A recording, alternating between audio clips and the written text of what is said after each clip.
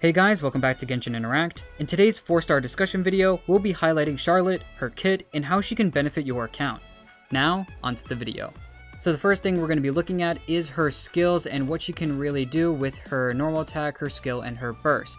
First, looking at her Ascension stat, which is going to be attack percent, and this is going to be the entire part around her kit. Much like our last discussion video with Fischl, we were talking about how attack fully surrounds her kit, and that was more for damage senses and what she can actually do. Here, on the other hand, we see a lot of attack being used to actually heal, very much like Chi-Chi does to actually heal characters. Now, going into her normal attack, there's anything kind of special with what she can do, besides that she is a Cryo Catalyst. She does have the Archi Pneuma on her though when she does a charge attack, and this only happens at certain different intervals, but she will cause a Spirit Breath Thorn to descend and pierce opponents, dealing Pneuma aligned AoE cryo damage. Now looking at her skill, this is called Framing Freezing Point Composition. And this is the main takeaway of Charlotte's kit, we think, and it's going to be a huge factor into how she's played in a lot of your teams. So her skill has two functions. You have a tap and a hold version of this. The tap takes a snapshot using what's called her Monsieur Verite, dealing AoE cryo damage to opponents in front of her and applying Snappy Silhouette to a maximum of 5 opponents.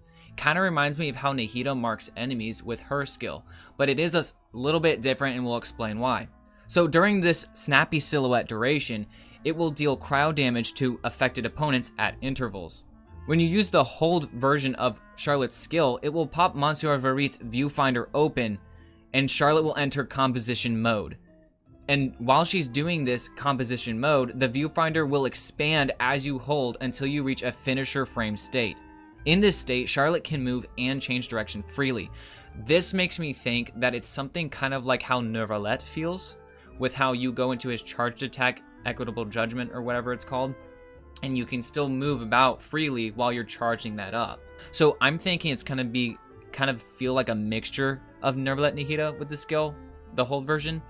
It's gonna look like Nahida and feel like Nahida as far as actually casting and aiming it at the enemies, but it's gonna feel like Neuvillette because you can still move around. So a little bit more about the Snappy Silhouette. This will trigger at intervals like we discussed earlier. Those intervals we think are going to be 1.5 seconds every time, and the duration for it is going to be 6 seconds on the tap version. So you're going to be able to see that affect enemies a total of 3 or 4 times within that 6-second duration. But when you do the hold version, this is where it's a little different. So once you get to that finisher frame state, and when that hold state ends, the Monsieur Verite will deal cryo damage to all opponents locked on within this viewfinder and apply the same Snappy Silhouette as the tap mode does to them. So if you unleash this ability only after reaching this finisher frame, you will instead apply Focused Impression, not Snappy Silhouette, which will last longer and deal more damage. Although, note that the skill cooldown will also be longer. So in the tap version, the cooldown will be 12 seconds, but if you use the hold version and reach that finisher frame, then the cooldown will be 18 seconds. Looking at her burst, this is called Still Photo Comprehensive Confirmation. So Vixen, what can you tell me about that? With her burst, it seems like Charlotte's going to be creating a newsflash field that will deal AoE cryo damage and restore HP for all nearby party members that are inside the field based on Charlotte's attack. Now we're going to be looking at a bunch of different weapons that she'll actually be able to use, and with this character, at least from what we could see, she did not have a perfect weapon, except for maybe one. Now there is one weapon, and that is the 4-star Oathsworn Eye. Now this weapon was an event weapon a while ago during Inazuma, and if you have it, that's great and that's awesome, and you'll probably have it at R5, but this has an attack percent main stat with a pretty high base attack. And not only that, it also has a pretty good ability on it as well. It increases energy recharge by a certain amount for 10 seconds after using an elemental skill. And considering how we just talked about the elemental skill is going to be a big part of her kit, it seems like Oathsworn Eye is going to be perfect for her. The high base attack, the attack percent main stat, and it's a 4-star, and a lot of people are going to have that at R5 if they were back then during the event. The problem does come in is, does everybody have it? New players, especially if they just came during Fontaine, you're not going to be able to get the weapon, sadly, so this is just something to keep in mind when you're looking at different weapons. So the next weapon we'll look at is Flowing Purity, and at level 90 has the same base attack as Oathsworn Eye that we were just talking about. this has an attack percent main stat with it, so you'll be able to get that higher attack rating on your Charlotte, which is what you want to make her healing more effective. The only problem with this weapon that some people might talk about is that the ability may not really help Charlotte at all, because the idea of Charlotte isn't damage. Now, who knows, there will probably be people trying to do damage Charlottes out in the future, but optimally, you're not going to be caring in most situations about these damage bonuses on Charlotte. So the ability just kind of gets swept aside, and you're really just going to be using this weapon mainly because it is craftable, so it's very easy to obtain in Fontaine, and it's got a lot of attack with it, so that'll make your Charlotte just a decent healer. Now going on to our next weapon, which is a craftable weapon as well in the area of Dragonspine. Now this one might be a little bit easier and quicker to get than Flowing Purity if you haven't gotten to Fontaine yet, and this weapon is the Catalyst Frostbearer from Dragonspine. It does have a pretty high base attack, not exactly the same as the previous two, but it does have a good base attack, and it has an actual higher attack percent stat. Now, this does not actually make it better in terms of math or whatever, if what you're doing, but this weapon is a solid pick.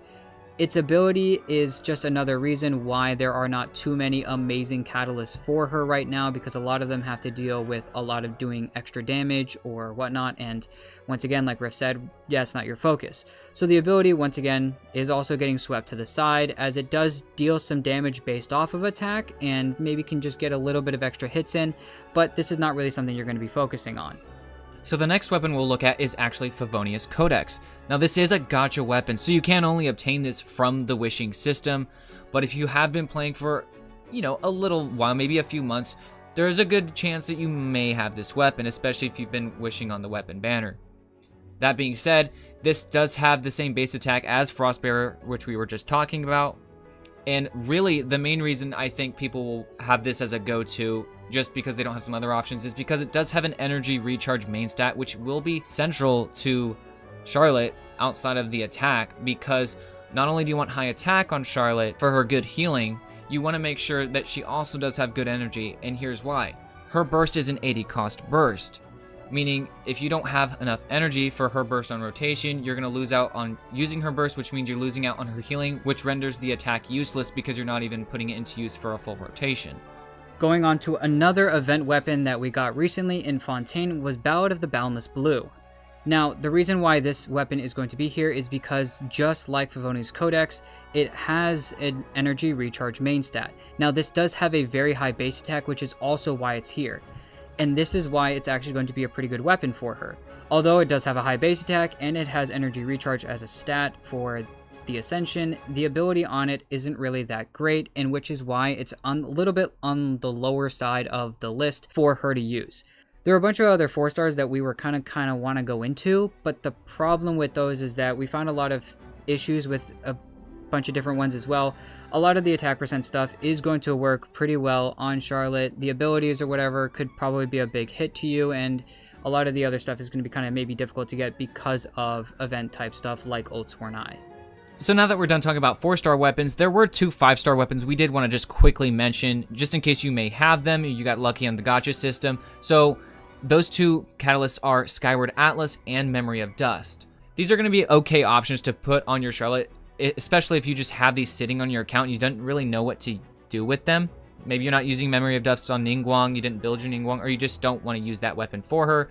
Go ahead and throw it on your Charlotte. It's a higher base attack, higher attack in general, and so now your Charlotte can heal even more. Now we're going to go into the part of the video where we're going to be talking about some artifact sets that we think are going to be pretty good for her. Now overall, because of her kit, we're thinking that 2-piece attack percent sets you could never necessarily really go wrong with, considering this is going to help her healing that we've talked about the entire video. And like Rift was talking about earlier, she does have an 80 energy cost, so it is a little bit of a problem, and which is why if you necessarily need to get some more energy from her, you could just run a 2-piece emblem along with a 2-piece attack from getting the energy recharge from the 2-piece set that you get from emblem. Now there are some 4-piece artifact sets that are going to be pretty good for her that we think are going to be very useful for her. Tenacity of the Millilith, Noblesse Oblige, Ocean Hued Clam, and finally Maiden Beloved. We think Tenacity is probably going to be her best artifact set to go after for the 4-piece, just because she's going to be heavy on that elemental skill, plus she'll be giving attack to other party members, which is going to help out even more for the rest of your team if they're based off of the attack for damage. As far as the stats you want to look for on your artifacts for Charlotte, obviously you're going to want a lot of attack because that's what her healing scales off of. So don't forget to get that attack percent. Also get some energy recharge, as you will want to make sure that you can have her burst on cooldown, just so that she's being a good support in that regard for a cryo application and mainly the healing aspect in her kit. And if you are using Favonius Codex, getting a crit rate main stat on your circlet will help that, but that is specifically if you're using Favonius Codex. In most scenarios, you will probably want to use an energy recharge sans or an attack percent sans based on which of the two stats you need more of. For the goblet, really your only option is going to be attack percent, since that is going to be the only main stat on the goblet that can actually effectively help Charlotte in what she does for other units, as it will increase her healing.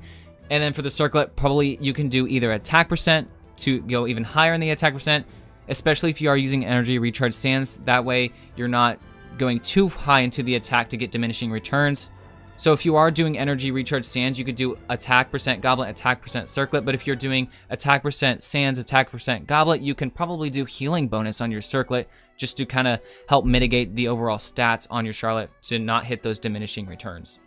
Now looking at the ascension materials that you're going to need, obviously she's going to be using the cryo gemstones and the chunks and the fragments that you're going to be needing for them. Barrel chunks are going to be the flower type specialty that she's going to use, so make sure that you're going to be picking those up in Fontaine. The gears you're going to be getting, as well as the small boss drops or whatever from the clockwork mechas, so as you're running around Fontaine killing them, make sure you're always picking them up. The boss drop from the experimental field generators is also what you're going to be going after, so make sure if you are going to be going into Fontaine and actually looking to get Charlotte, you're going to probably need to be in Fontaine so that you can get her to a higher level. And then her talent materials as well are going to be the philosophies of justice and the guides as well to actually get her talents up. We do not know her boss for her weekly boss material, as you know, the actual boss is not out yet, and that boss will probably be here in 4.2. Now looking into Charlotte's constellations, I did kind of want to point out this will probably be a good spot to go over for a lot of people, because we know a lot of people are probably going to be wishing on Furina, and you might get several copies of Charlotte. So if that is you, then listen closely to this section, as this can benefit you. Her first constellation is called A Need to Verify Facts. This states that after her burst heals a character, it will mark them with verification, which will heal them once every 2 seconds for 80% of Charlotte's attack. This effect will last 6 seconds. In other words, you will basically get 3 instances of healing based on Charlotte's attack when this triggers. This seems to be very good, especially if you're going to be using her with Furina. Charlotte's second constellation is called A Duty to Pursue Truth. This states that when using her skill, when Monsieur Verit hits 1, 2, 3 or more opponents, Charlotte's own attack will be increased by 10, 20, or 30% respectively for 12 seconds. So you hit 1 opponent, you get 10% attack. You hit 2 opponents, you get 20% attack, and so on. Except do note that if you do hit 4, it's not going to be 40, it caps at 30%. Her third constellation is called An Imperative to Independence. This will increase her burst level by 3. Her fourth constellation is called A Responsibility to Oversee. And this states that when her burst hits an opponent marked by Snappy Silhouette or Focused Impression, which real quick, remember that Snappy Silhouette is in the tap version of her skill, and Focused Impression is the state caused whenever you do her hold skill until you reach the finisher frame state. So again, once your burst hits an opponent in this fourth constellation, and they're marked by one of the skill's effects, it will deal 10% more damage and restore 2 energy to Charlotte. This restoration can be triggered 5 times every 20 seconds. Her fifth constellation is called A Principle of Conscience. This just increases the skill level by 3. And lastly, her sixth constellation is called A Summation of Interest. This states that when the active character's normal and charge attacks hit an opponent marked by Charlotte's skill's Focused Impression, Monsieur Verit will initiate a coordinated attack that deals 180% of Charlotte's attack as AoE cryo damage and heals the active characters within the AoE for 42% of Charlotte's attack. This effect can be triggered once every 6 seconds, and both damage and healing dealt in this way will be considered as having been done by Charlotte's elemental burst. Honestly, her first, second, fourth, and sixth are all very decent constellations. Every single one of them, in my opinion, helps out your Charlotte and really other team members too very, very well. So these are very valuable constellations for a character, in my opinion. So I don't think you can go wrong getting her C6. Now we're going to be going into the team section and looking at some of the different teams that Charlotte can actually fit in. And looking here, usually when you're thinking of a lot of different cryo supports, usually a lot of people think of freeze teams and melt teams is usually the first thing that comes to mind. So first, talking about freeze teams and looking at what teams and how she'll actually be able to help freeze teams, I think it'll be really, really good considering a lot of the hydro characters that are coming out right now, and actually getting a lot of these constant hydro application with the very good cryo application from both her skill and her burst is really going to help a lot of teams. Yeah, no, I totally agree with you. I think that Charlotte's application of cryo is something alongside of her healing that is going to be really sought after in the lineup of cryo characters that we currently have. It's usually pretty difficult to get consistent cryo applications for especially melt teams. It's usually just been a little inconsistent, and actually Wraithsley, when he came out recently, was kind of a fix to some melt comps just because of the more consistent and controllable application you can do. Since he is a catalyst user and a DPS at that, you can manually wait for your off-field pyro like Xiangling to be applied on the enemy and then do your attacks, or kind of synchronize that with his charged attack to get maximized damage with the melt hit. Whereas Ayaka's burst, for example, is just hitting on its own automatically, and so it can be very difficult or just inconsistent or not happen in a way you necessarily want it to pan out. Not that it's bad if it doesn't, it's just difficult to make Ayaka's burst or something like that melt every single hit. And I think with Charlotte, people have talked about Hu Tao melt teams, and sometimes they can work. It's just not going to be as consistent as her Vaporize teams, which is her definite go-to with Hu Tao. That is definitely a meta team for Hu Tao, is Vaporize with Yeon Jingcho. I think a character like Charlotte can maybe make a melt Hu Tao team work more, at least, than it could before Charlotte. I think that's a pretty good point, but I think maybe the scared fact is usually the biggest thing with Hu Tao, especially with melt teams or just in general, is very much similar to Diona and what she could bring to a melt team, which she's, if anything, usually brought on those teams as well, is once you step into that field or healing ring of whatever of constant cryo application, you are going to get healed. So I think it's very similar to that in a sense. But like you were saying, though, I think the best part of maybe Charlotte's kit is that her skill can actually have constant application, whereas before Diona's was just kind of usually a one hit and then immediately waiting until the next time that you can use it, or waiting for her burst. So her cryo application isn't as heavy, right? Especially with the skill. Yeah, it's solely in the burst, and that's fine. It just means you are only limited to using Diona's burst to get the cryo application. Whereas Charlotte, it's based on the skill, which if you use her correctly in conjunction with her first passive, which is decreasing her skill's cooldown a lot, you can get that skill on almost 100%, if not 100% uptime, especially with Constellations. Right, and I think that's exactly why this is almost a better point than Diona, because Diona, you're sitting in that healing ring, and usually with the constant cryo application with her burst, therefore bringing Hu Tao above 50% HP, which then drops her from her pyro damage bonus, I believe, which is where you usually want to stay. You usually try to want to stay under 50% HP with Hu Tao. And here it actually allows a healer to be used, or a support of some kind, especially if you're throwing her on Tenacity. The 20% attack could help Hu Tao still at some point as well. So all of these things I think are going to be a good reason why Charlotte's going to be a pretty good character. Once again, not only for Fontaine characters, especially with the passes we talked about, how she could get bonuses from Fontainian characters and non-Fontainians. So I think it'll be a good little mix of both. Now, looking beyond the traditional, major teams that people think of with the freeze and the melt teams, now looking into a little bit more of things that have come out recently, or maybe in the past version or so because of Dendro, and that is a fridge team. Now, fridge teams are usually a Dendro, Hydro, Electro, and a Cryo.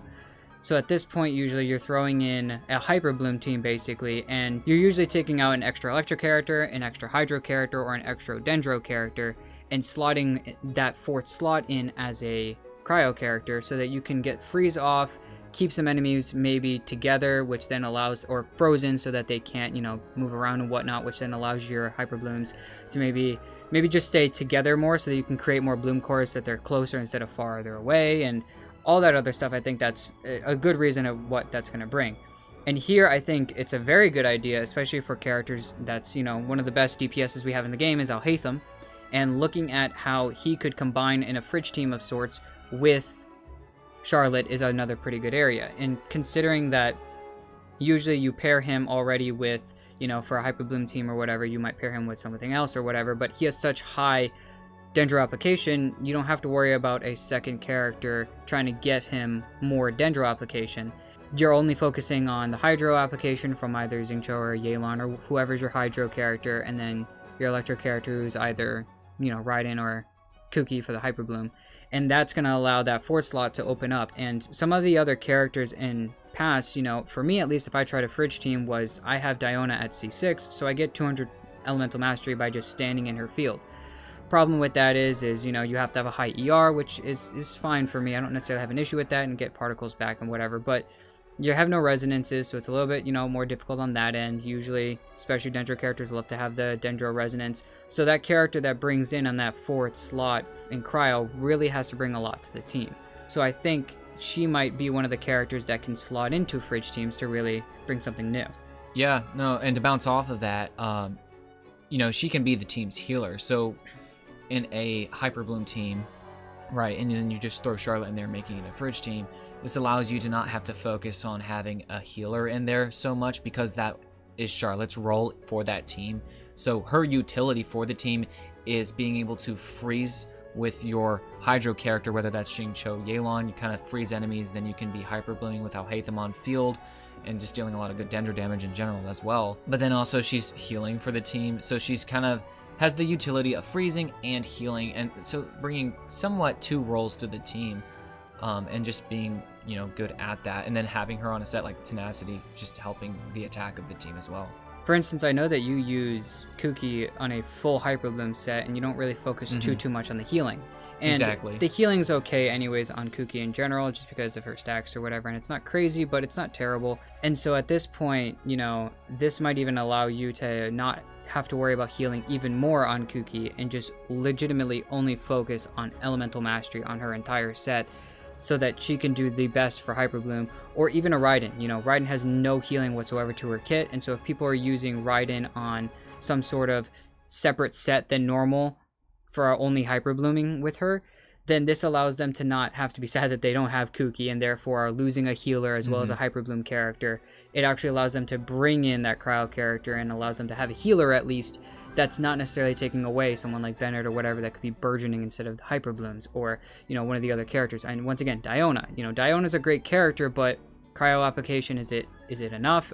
At the end of the day, right now, we don't know. And I think that's going to be really good to really see. For me especially, I have C6 Diona, so I really am tempted to really just try out a fridge team that I just talked about with even just a C0 Charlotte versus the C6 Diona, and really see where the changes can come in between the two characters. Right, and depending on Charlotte's personal damage too, we don't really know if that's going to be like subpar to what we might expect, or if it's actually going to be like halfway decent from like as off-field Cryo sub-DPS.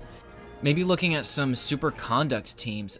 She could be your healer in that scenario, just doing a double Electro, double Cryo, with Charlotte being one of those Cryo units. I definitely think she can be a good healer for that team, allowing you to have some more offensive options in those other three slots, whether that's Fischl as one of the Electros. She's a great offensive option. She has a lot of damage, as well as also scaling off attack. So if you're using 4-piece Tenacity on your Charlotte, then that's going to be helping your Fischl. It's going to be helping your main DPS, whether that's Fremine, Eula, Razor, any other physical routes you're going with any other characters.